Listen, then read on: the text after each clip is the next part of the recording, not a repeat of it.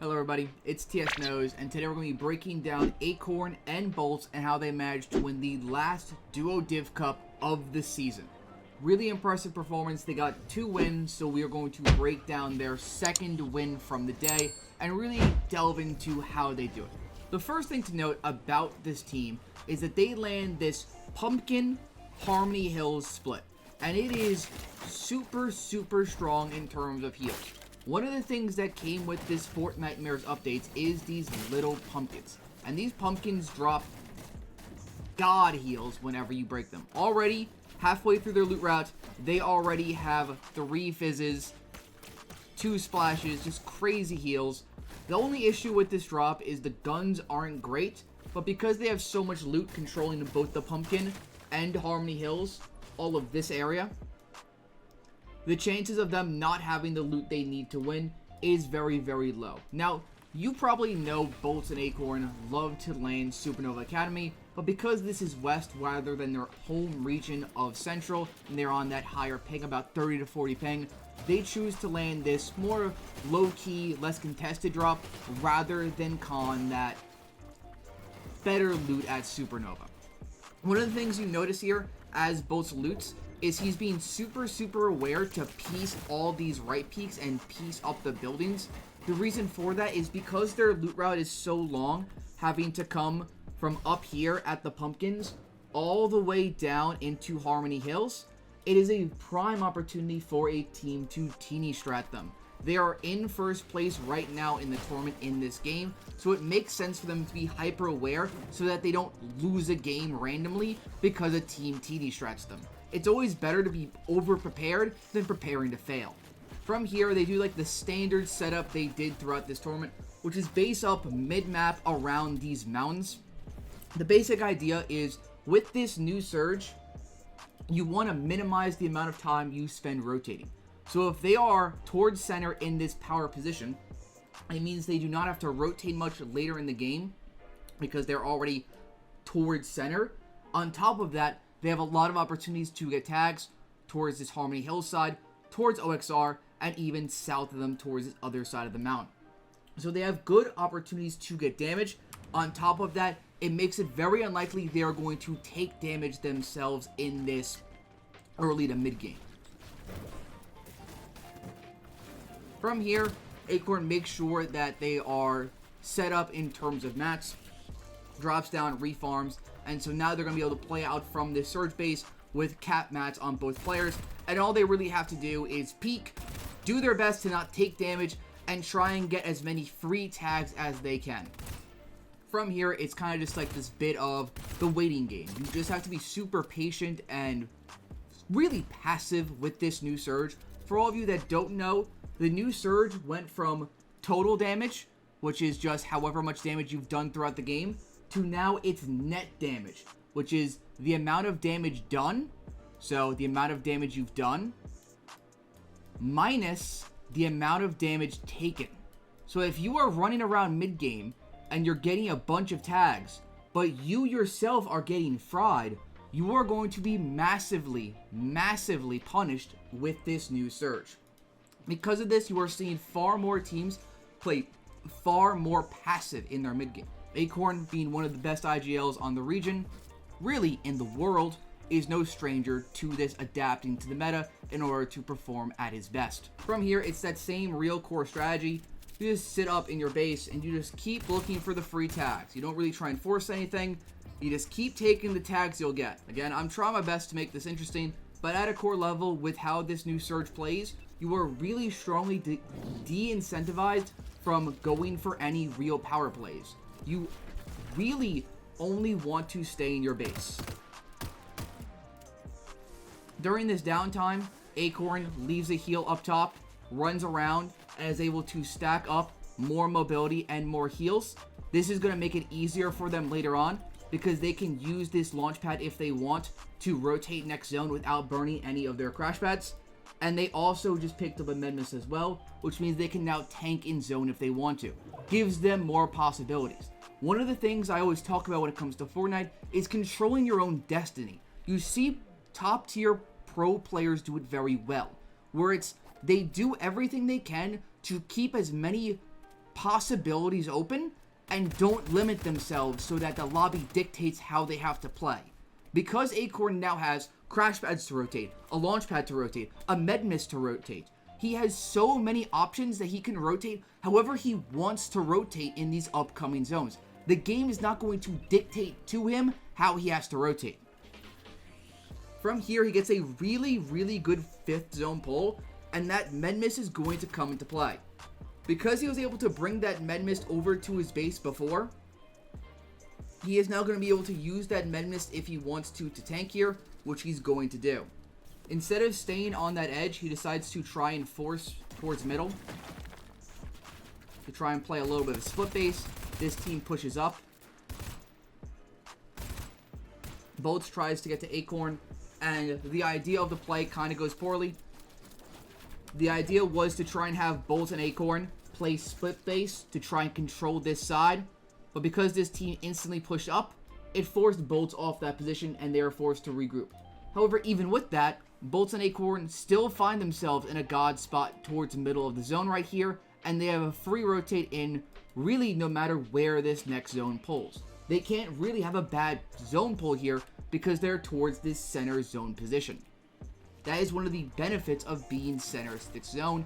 You can't have that bad partial. Acorn immediately ready for next zone pull.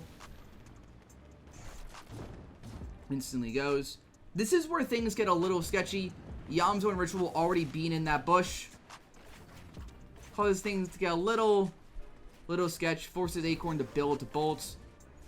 Bit more mats burned than they would have liked. Still, one of the things about Acorn that he really loves to do in this crash pad meta is get in early. You will always see Acorn trying to get into zone as early as he can. Even when he got staggered there, he still tried his best to force his way in early. Look at all these players now that are moving as one, as a unit, all towards this backside. They are all about to grief each other. They are all about to make their games harder than it needs to be. But because Acorn set himself up on that previous zone pull, getting towards this center, which allowed him to get towards this dead side, this expanding side, he is on a much better side of zone than all of these players on this just hellhole over here on this west side. Setting yourself up mid-game is so crucial to making sure your end game is strong. Fortnite is all a game of dominoes. If you have a bad early to mid-game, you're going to feel it in the end game. Doing a quick little map check.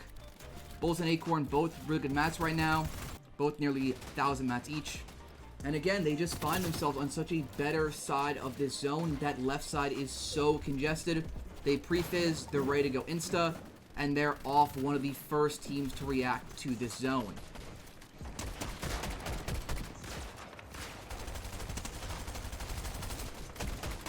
Immediate react.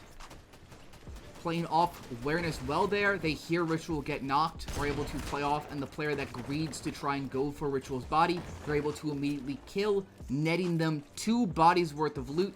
And all of a sudden, they went from 900 mats each to 1,300 mats and 1,400 mats. They are now in the driver's seat of this lobby to win this game.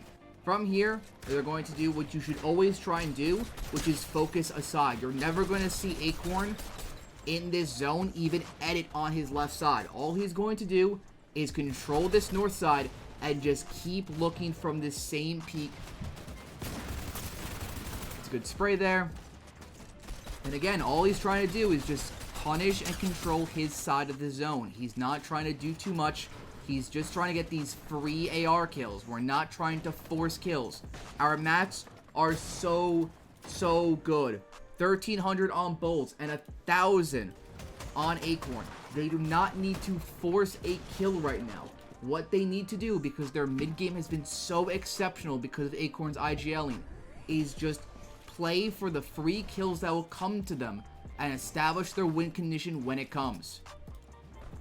Knowing when to play win condition rather than play for a refresh is a truly important skill set when it comes to Fortnite. When Acorn and Bolts are this stacked and established, there's really no incentive for them to take a risk and play aggressive. From here, they double cut audio, see if they can get any potential refreshes. Kind of that same thing where they just keep looking towards one side. That way their eyes are together. One of the most important things in duos is making sure you and your duo are looking at the same spot. That way you increase your chances of getting a kill, because if you two are spraying two different players, it becomes that much harder to get the kill. But if you two are looking as one, rather than looking separately, you have an even greater chance of getting that kill. You are not a lone wolf, you are a lion, and a lion hunts in a pack. Remember that. From here, same idea. He's just going to keep looking to his side, keep looking for that damage. Bolts gets that pre-fizz off, and the second zone pops, they're ready to go. Looks up at Height, make sure Height can't see him, and then just a beautiful crash pad rotate to stay underneath Height. Whenever you're going to use your mobility, whether that be fizz or crash pads, you always want to be aware of high ground. High ground is your biggest threat whenever you're using your mobility. The reason why is because if anyone's going to fry you as you fly through the air, it's going to be the guy up here. But Acorn did a great job of taking inventory on that Height player before he took that rotate, and now he finds himself full front side in a god position. And again, it's all about that domino effect. They still have super strong mats. Here a kill backside. Try and see if they can play for it. That opportunity is not there though. Fizz, crash pad late. As they go up, Acorn and Bolts look towards high ground, and they recognize, hey, high ground's fighting backside. They look back, they spray. This is where this sort of old school D-Gen high ground retake comes into play. What that means is whenever you are looking for high ground, the fragger should always be looking to spray. In this case, Bolt. He's just full looking to spray, he's looking to chop. While the IGL, in this case Acorn, the less mechanical of the two, keeps trying to push forward. This is because if Bolt is able to get that chop, Acorn is then able to establish up. He's able to establish the high ground from front side. Whereas if both players had sprayed from backside, if this player, who they don't have much info on, were to, let's say, be a duo and somehow be able to keep tarping, all of a sudden, Acorn and Bolt are now backside as well, and they give an opportunity for another team to establish high ground. But Acorn, while he heals, establishes himself more forward. Bolt is able to kill that player backside, and they now have high ground. From here, Acorn adds an extra connection point. Team looks up. Acorn makes sure that that connection point is secure.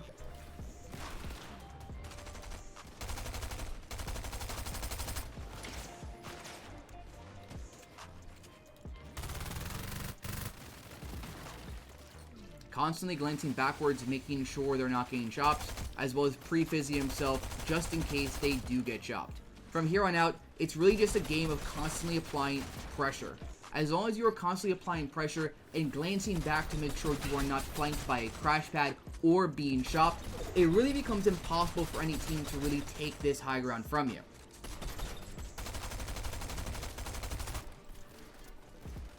From here on out, like I said before with the game of dominoes, the game at this point truly has been secured. They are high ground on final zone, and they are now setting up the heal off. At this point, it is almost impossible for a player of Acorn's caliber to lose this game. But what set up this victory was not set up 2 zones ago. It was set up 7 zones ago, when Acorn played that positioning so well in the mid game.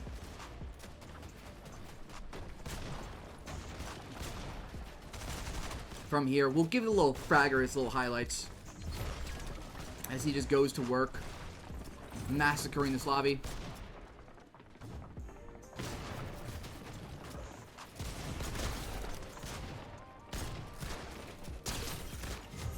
Little smart peek, hits him with that Tayson peek. Here's this player healing off. He's able to disrupt the heal off.